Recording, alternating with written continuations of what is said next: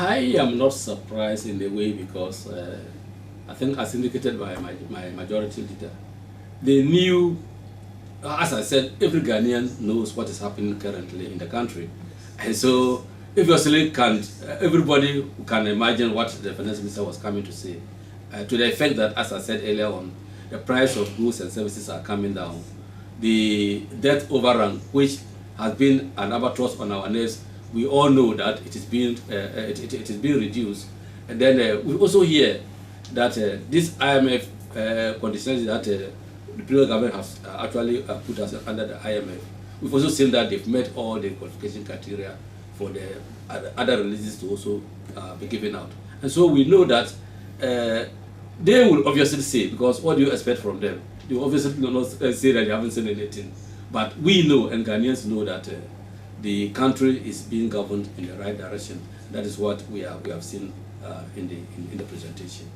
Do you think they chose the wrong time to?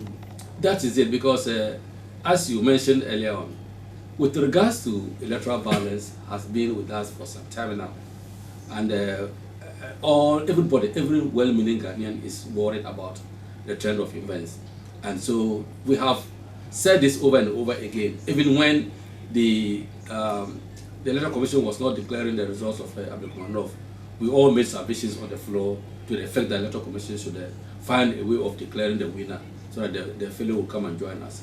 And so when the decision was taken, because we all hail the Electoral Commission as the custodian of electoral processes in the country, and so we all rely on their decision. So once they decided that there was going to be a rerun in those polling stations, that is what we all expected. And so they should have actually accepted the fact that we need to rerun, because declaring pink sheets that were not original pink sheets, that were scam pink sheets, which you cannot substantiate.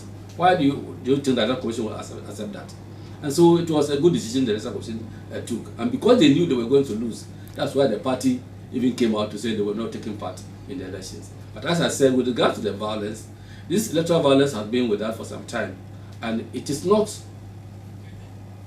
for only today that you will have to address that issue. And so they actually decided to disrupt the media budget review by bringing up this particular issue. And clearly the speaker saw that was just a disruptive move that they made.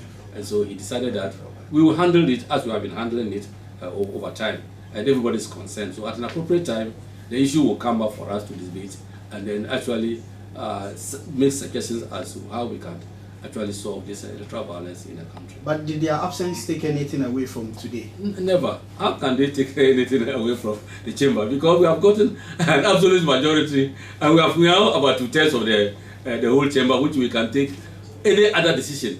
And so their absence or their presence is neither here nor there to have influenced anything.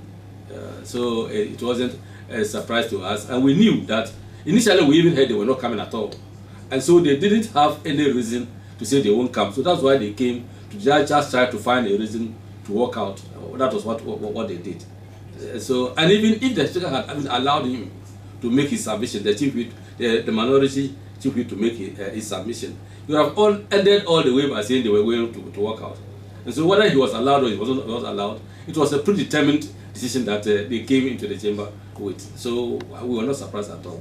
As for the debate, the tone is set by the finance minister, and all indications are indicating that we are moving in a positive trend. And so the debate will not be a problem at all, because there are practical examples one can give, particularly in the lives of the people.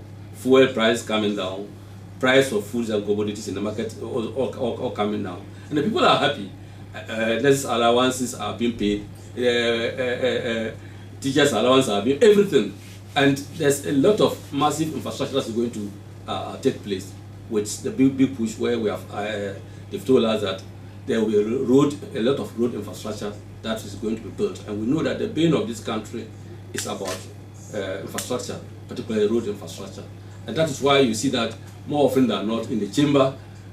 Almost all questions, about 80% of the questions in the chamber is towards the road minister. And so it is a very good decision to tackle the road problem, which will also translate into developing the country in other sectors.